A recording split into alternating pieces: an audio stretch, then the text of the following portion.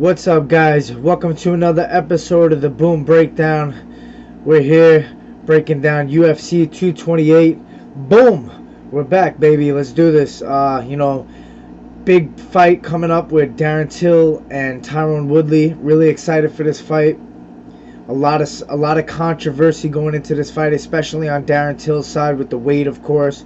And it's something that is probably pretty damn stressful for him because everyone's doubting him, which, obviously it's his own fault, but everywhere you go, left and right, it's all about, is he going to make weight? Is he going to make weight? I'm not going to lie. I'm one guy who's kind of curious, like, on that Tuesday afternoon, what is his check-in weight? I'm curious what he's checking in at and where he's headed, but how he's looking and everything. But I think his move to the UFC PI was a big deal for this fight.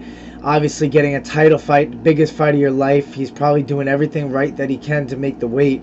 And I personally think he'll be alright. I know it's really rough on him, and it's actually somewhat of short notice. So there's a lot of skepticism to be had, but I believe he'll get it done. He looks leaner, a little bit further out than he did last time when he missed the weight. So that's a good sign, but we'll see what happens on Friday. Other than that, as far as the fight goes, both of these guys shared similar opponents in Wonderboy Thompson, and every style is different. MMA math doesn't work, so you can't just say, oh, this guy beat that guy, so this is how it's going to work. First off, Darren Till barely beat Thompson, and Tyron Woodley had Thompson hurt and really had him, trying to fight out of some serious positions where he was threatened and almost lost the fight. But as far as Tyron Woodley goes, he's got that athleticism, a lot of power in his right overhand. He's good at explosive movements in and out, and he's a very smart, cerebral fighter. He's willing to lose a couple of rounds to come back, figure you out, and put you away, or at least win a decision as the fight goes on. Not a lot of guys can do that. Not a lot of guys can see what's happening as the fight goes on and plays on and make adaptations and overcome that and look better as the fight goes on, even though you might have lost round 1 and 2. But Tyron Woodley is really good at that. Everything he throws, though, when he does throw, is with power, but he's calculated with it. He doesn't just throw combos for no reason. He waits till he sees something, until there's an opening, and then he lets go and pulls that trigger. And with Darren Till, he's really good with the range, really good with controlling his opponents, keeping his opponents' backs to the cage, and making sure that they feel really pressured, and he has that physical appearance in their face where he's holding his hands high and standing wide and trying to kind of bully you in there. But I don't know how well that's going to work against Tyron Woodley. Against Stephen Boy Thompson, we seen that he had his back against the cage and kind of seemed a little hesitant and worried, but that's a whole different style. Wonder Boy's such a hard puzzle to solve, and he's a guy that throws very unpredictable strikes from different angles and spinning techniques and more things that you have to be kind of on the awareness of and the defense of, whereas Till, you kind of know what he's bringing to the table with that power left hand straight, a power overhand left, a good left kick to the body, to the head. Those are pretty much the things he's bringing to the table. Of course, we haven't seen Darren Till on his back and really getting pressured with a guy on top where he has to defend and get up from a guy that has serious ground and pound like Tyron Woodley. I personally think Tyron Woodley's going to use his wrestling in this fight. I think he's going to bring that to the table to try to wear out Till. Till has a bigger weight cut.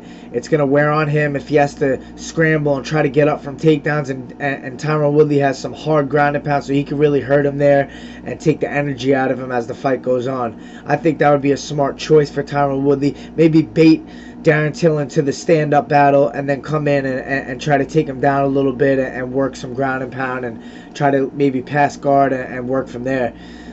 Darren Till obviously trying to knock out Tyron Woodley. I think he's going to bring pressure early. I think, Darren Till's got that fuck it attitude where he just doesn't care. He's going to come in hard. Doesn't care if he's going to tire. He's going to try to take your head off. Probably going to be early. And it's not the same fight like Wonderboy, as I said, where he's kind of worried about the unpredictable things that might come his way. He's probably going to let a little loose in this fight and let things go early. Biggest fight of his life. It's probably better if he could finish the fight early on Tyron Woodley, but that's a tough task. You know, Tyrone's really smart. He knows where he is at all times in the cage, and he's really fast. So when he darts in at you, you got to have your defense up, or else he's going to catch you with something big, and that could put you out. And that it's a really intriguing matchup. You know, obviously there's a lot going into Darren Till being at the UFC PI. That was a big change that he made. He's working with all the nutritionists there and the people there with the recovery, and he has everything going for him, doing the right things for this fight. Tyron Woodley, on the other hand, sticking to what he always sticks to. You know, that's his gym. I mean, he's been the world champion for a while. He's defended his belt, and I think this guy doesn't get enough credit that he deserves. You know, he's brutally honest when it comes to interviews, which I really respect and like about him. And he understands the game. You know, there's a lot that comes with holding the title, that if you lose it and you're a challenger, lifestyle is not the same. So Tyron Woodley's smart about that. He's trying to hold on to the belt for as long as he can, and nobody can blame him for that. But he's also defended the belt. He's been an active champion. Yeah, he came off an injury, but he's been really active as of before that, you know, defending his belt against guys. You know, taking out guys like Ruthless Robbie Lawler by knockout. That was a surprise, you know, to see him get taken out by one shot. That never happens pretty much. And then, you know, beating Wonderboy Thompson twice, really, right? So, which those fights could have went either way, but still has his belt, doing big things.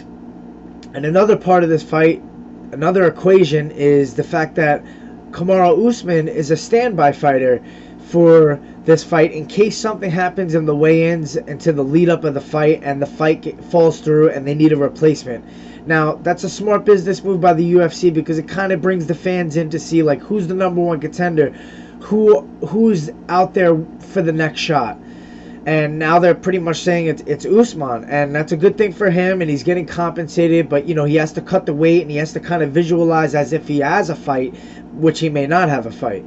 So that's hard. That's a tough task for a guy like Usman, but he's a professional. He's going to come in. He's going to get paid to make the weight.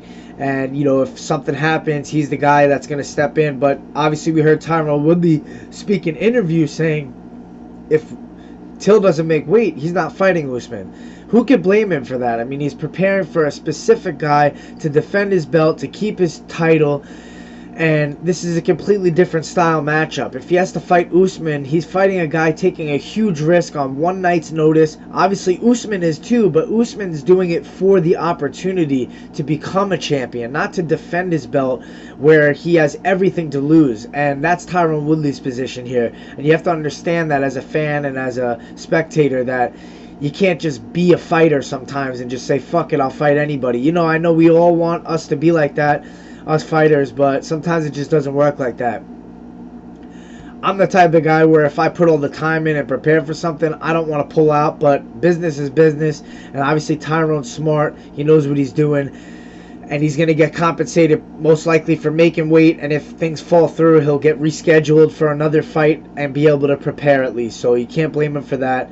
But also for Usman, he's coming in and having no clue whether he's fighting or not, but has to almost pretend that he's going to fight, and that's a hard position too. But obviously he's going to take the opportunity to step in if that's what the UFC is going to do, and compensate him as well along the way. So that's an interesting piece to the puzzle, and we'll see what happens. A lot of buzz going around the weight cut for Friday, and to just see what happens there, and I'm excited for that. But prediction-wise, I think Woodley's going to get it done. I think the weight cut's just too much for Till these days. I think he will make weight, but I think it's a struggle. And I think that Tyron's going to make the fight last a little bit. He's going to be able to withstand the early storm if Till puts it on him, has him backing against the cage. But I think eventually Tyron's going to catch him with something and be able to take him down, not at will, but with fairly easy, if he can land some strikes before he takes some takedowns and kind of score some points there and come out with the decision win. I don't think he's going to knock out Till. I don't think Till's going to knock him out.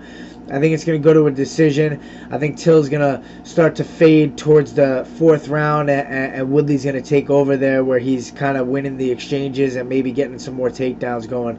So I'm going with Woodley by decision. Next up, we got Shevchenko versus Montano.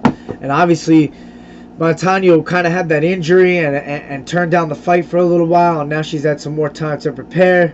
Shevchenko making her way down to the weight class, and a lot of people are writing off Montano. Pretty much a champion who is already not a champion. You know, pretty much guaranteed to lose her belt. That's the way things are going in the media and the fan base and everything like that. Pumpkin spice, baby. Back in season. Let's go. I have to say, I agree. I think Shevchenko's just way too much. She's fought way higher competition. She's been in there with a lot bigger women and has done well. Very athletic, very fast, pretty powerful for her size. She has great kickboxing accolades. And I think she's just going to be too much for Montano. She's not really that shy of a grappler as well. She's pretty good at grappling exchanges and advancing to positions on the ground, passing guard, and landing some devastating ground and pound herself. If she can get a girl stuck underneath her, it's pretty bad for her. So, you know, I haven't seen enough of Montano to say she's this or she's that, or I know for sure the way she's going to be in there. I think she's going to be a little bit tougher than people imagine. I don't think she's going to get KO'd in 10 seconds or be put away early. But I think it's going to be, she's going to get outclassed throughout the fight. And I think that Shevchenko will get a finish, but it will come probably in the third or fourth round, you know, a little bit later. I think Montano is going to really try to bait Shevchenko into thinking she's willing to strike with her and try to change up levels and get her down. And she may have a couple of successes early on, but I think eventually Shevchenko is going to be the more physically imposing woman. She's fought the bigger girls. She knows how to deal with that weight. Other girls that have been able to grapple as well. And she's fought way higher level strikers, so she's probably going to have an easier time with the striking in this fight than she has in the past. And I'm going to go with Valentina Shevchenko by TKO finish, third or fourth round. Boom! Next up, we got Zabit Magomedsharipov. I only say that good because I heard people repeat themselves over and over about his last name, so I got it down pretty good. Magomedsharipov. Anyways, what is there to say, man? I mean, props to Brandon Davis for stepping up short notice to take this fight. Zabit's opponent pulled out. You know, he's supposed to fight Yair Rodriguez, which is a much more exciting fight for us to see, I feel. And, you know, because Yair at least brings that crazy wild style. He's aggressive. He throws unpredictable, jumping, flying strikes. And Zabit's kind of similar. But I would have gave Zabit the grappling advantage in that fight. We've seen what Frankie Edgar did to Yair. And Zabit is Frankie's training partner. So he could probably take away a lot from that fight and was probably going to implement it in that fight. But now that fight's not happening. So we got Brandon Davis, who is a guy who's willing to take risks and a guy who's willing to get in there and exchange with you. And I think that favors Zabit. You know, a guy who's willing to do that. Not a guy who's very agile and moves a lot and unpredictable and gonna give Zabit challenges that he hasn't seen before. I think ultimately Zabit's gonna win the striking exchanges, but maybe feel a little bit threatened because Brandon Davis is not shy of exchanging with that Muay Thai. He's got good Muay Thai himself and he's aggressive, so he's gonna put it on Zabit as well. But I think Zabit's gonna be able to change up the levels, land those trips, land those throws, which he's really good at, and advance position on the ground and be able to at least ground and pound Davis or maybe get a submission win. Not much more to say about this fight. Zabit's still, he's got a lot of hype behind him, and he's a guy who's up-and-coming star, who there's a lot behind, and I think that he's going to get it done by submission in this fight, probably second round, maybe even the first round. I think this guy's just on another level. He's been training with world champions and high-level guys for a long time now, and he's probably just on another level than Brandon Davis, but we'll see what happens. Jessica Andrade, Karolina Kowalkiewicz. Good fight in the women's division. Jessica Andrade, one of the most physical, imposing women I've seen in the octagon, picking up girls with high crotches and just holding them up in the air and slamming them. It's crazy how strong this woman is. And Karolina Kowalkiewicz comes in with very good movement, very fast pace, jittery, and crisp, accurate striking. So she's going to want to implement that and stay on the outside of Jessica Andrade. Don't let her get in close. Don't let her get a hold of you with that that high crotch or that double leg and pick you up and slam you on your back and land that devastating ground and pound. Obviously, Karolina Kowalkiewicz is going to want to keep her movement left to right, keep sticking those jabs, be very accurate with the strikes and very fast with the strikes. Precision is the key for her in this fight, to keep Andrade away and to not let that happen to her.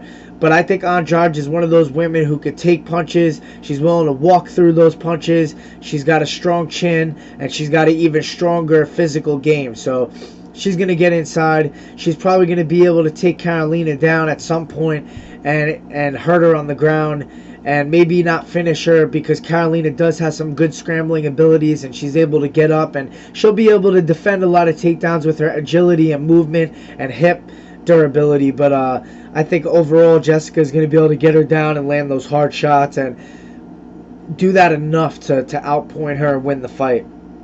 Because let's be honest, Jessica Andrade has some power in her hands too. She throws a lot of wide hooks.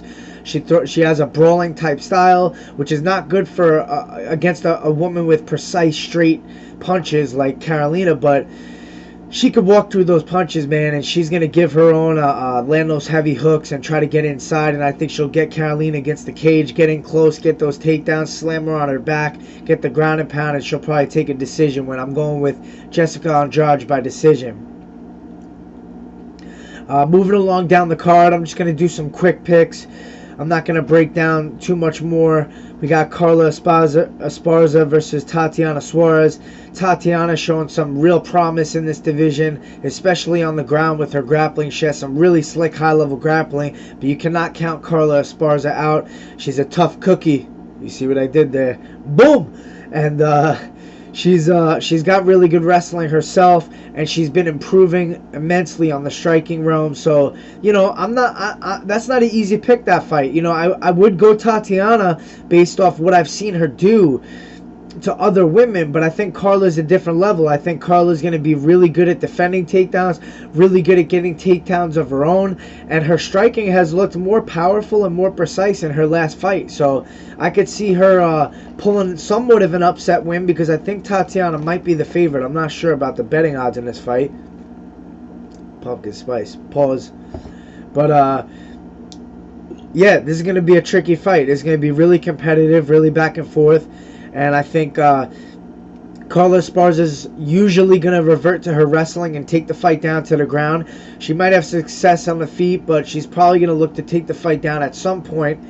But who knows, you know, if she's really feeling confident in the striking from her last fight and from her improvements, she may just try to keep her striking, because Tatiana is really dangerous on the ground with her submission threats and her grappling skills. So that might be a smart thing for Carla to do, is just kind of keep the fight standing, keep her movement going, be in and out, and try to just avoid the ground at all costs, even though she has that strong wrestling background. I think she's eventually going to use it. I think she's going to get into some striking exchanges where she gets reverts back to her comfort zone, shoots in some takedowns, and I could see Tatiana coming away with a submission victory. She's undefeated. She's 7-0. She's never lost, and there's a lot to say about that. So Tatiana probably going to stay undefeated and get a submission victory somewhere in the later rounds. Couple of fights that I got my eye on in the bantamweight division. We got Aljamain Sterling versus Cody Stamann. In my honest opinion, and it's not even biased, I know Aljo. I've trained with him in the past. You know, he's somebody who I'm cool with, and I just think he's on another level than Cody Stamann. I think Stamann is somebody who is kind of just skating by these victories and not really showing impressive skills where he's a lot better, or like he's got a lot of promise to him, where he's good, he's well-rounded, but he's not on the level of Aljamain. Aljamain's going to be a better grappler in this fight. He's going to be a way more unpredictable striker. He has a little bit more reach on him, and Aljo knows how to use his reach. He's very good at moving on the outside and hitting kicks, and moving and hitting kicks, and moving and hitting unpredictable strikes. He switches stances. I think he's going to have Cody Stamann guessing in this fight with his movement and his range and his unpredictability. He looked really good against Brett Johns his last fight. Brett Johns is a great fighter, and he had nothing for Aljo. So, you know, Cody Stamann fought Brian Caraway his last fight, and that's a similar opponent that you know, he thinks maybe he has the confidence to beat Aljo, because in MMA math, Caraway beat Aljo, but Aljo was doing really well in the beginning stages of the fight, and then he lost. You know, he got out grappled in the end, He mentioned something about working out all day on fight day, and that had something to do with it. Who knows? But I honestly think Aljamain is the better fighter than Caraway as well. I just think he just barely lost that fight by a couple grappling exchanges, got caught in bad positions, and lost by points. But Cody Staman's fight against Caraway, I wasn't really impressed with the fight overall. I think Caraway was a little shy. I think Cody Staman was a little shy. And honestly, I thought Caraway won the fight. I thought he just did enough to win by points. He scored a couple takedowns, didn't really hold him down for long, but that was all the fight really was. I mean, there was no big strikes landed. There was no, obvious aggression from either fighter. And, man, I think Cody Stamann is going to have to bring a much more precise, well-rounded game to beat a guy like Aljo, who's on the up climb again. Had that bad KO loss to Marlon Moraes, but looked really good in the rebound fight against Brett Johns. And I think that has a lot to say about Aljo's mental game, able to take a loss like that, get back on his feet, keep his confidence, and still be out there victorious, and be himself out there and be able to implement his game plan even though he had to go through that tough loss. And so, to me, I see Aljo being able to stick and move. They're both good at wrestlers where I feel like they'll maybe be able to negate the grappling. But if one guy is going to initiate the grappling and get it done and be in an advantageous position on the ground, it's Aljamain. Aljamain's either going to take him down with some kind of double leg, single leg, back take against the cage. He has really awkward, tricky ways of taking the back, and he's funky. It's not just his nickname. He really is. I've trained with him before, and he's got a funky style. When you think you have him in a certain position, he turns it around and ends up on your back somehow, and you're like, what the fuck happened? So I think he's going to be able to win the grappling exchanges if the fight ends up on the ground somehow, but maybe the fight never does because Aljo's probably going to get the better of him on the feet and not really feel the need to take Cody down and get a submission. But if he does, I think he will be able to get a submission. I think Cody Stamann is a strong guy. He's compact. He's a good wrestler. He's good aggressive wrestler against guys who don't have great defensive wrestling. But Aljo has great defensive wrestling, and he has great scramble abilities to take advantage of those positions where it's at a 50-50 and he ends up in the better position. That's one of his strengths. So I can't see Cody being able to out scramble him, out grapple him, out strike him. I just can't see where he could win this fight, to be honest. I think it's going to be a decision fight. I don't think that it's going to be easy to finish either one of the guys, but I think Aljo is going to get the better of him throughout the whole fight and come out with the decision victory. This is the last one I'll break down. Touch up a little bit on Jimmy Rivera versus John Dodson. Obviously, Jimmy Rivera coming off that loss, that head kick KO to Marlon Moraes, wasn't as devastating as ones we've seen, but he got caught, behind the ear. The equilibrium went out, and he got finished on the ground. He wanted a quick rebound, he said, so he got John Dodson. In my opinion, this is a shitty matchup for him. I think it's a bad matchup. I think John Dodson's a bad matchup for most people in the division. He's got a very jittery, fast striking game where he's explosive in and out, and he's very hard to find. I mean, the guy never really gets hit. It's hard to find him in the fight because of how fast he is and how explosive he is and how jittery he is in there. He's one of those guys that hits you but doesn't want to get hit, so he's hitting you and at the same time moving away. So it's you're getting a hit and you're trying to counter him and he's just not there. So a guy like Jimmy Rivera, who plants his feet, stalks forward, has really good fundamental boxing and kickboxing, good leg kicks, good calf kicks, and just overall good game, and a hard guy to take down, hard guy to outpoint on the feet. But John Dodson's the guy who outpoints everybody on the feet because of how much volume he throws, how fast he throws, and how in and out he moves, and how he fights at angles, and he's all over the goddamn place in the cage. So it's just so hard to get him, and I think Jimmy Rivera has to come forward and try to corner him off on the cage and land some more strikes that are more devastating, more power shots, land the more aggression on him, and try to sway the judge's decision on his side, because I don't think either guy's going to get finished in the fight, but I think Dodson's going to be the guy that lands a little bit more, throws a little bit more volume, and is able to hit and not be hit, and that's going to be the key to that fight. I'm going to go with John Dodson by decision. And just scrolling down to check out the rest of the card. Diego Sanchez back, huh? Fighting Craig White. We'll see if Diego still has it, man. That guy's a fucking warrior. He's been around for ages, and a big fan of that guy. Yes! Yes! Yes! Yes! I hope he brings that shit back. We'll see what happens. But, yeah, man. Otherwise, pretty solid card. Maybe not for the average casual fan, but for the hardcores, this is a badass card. I can't wait to see it.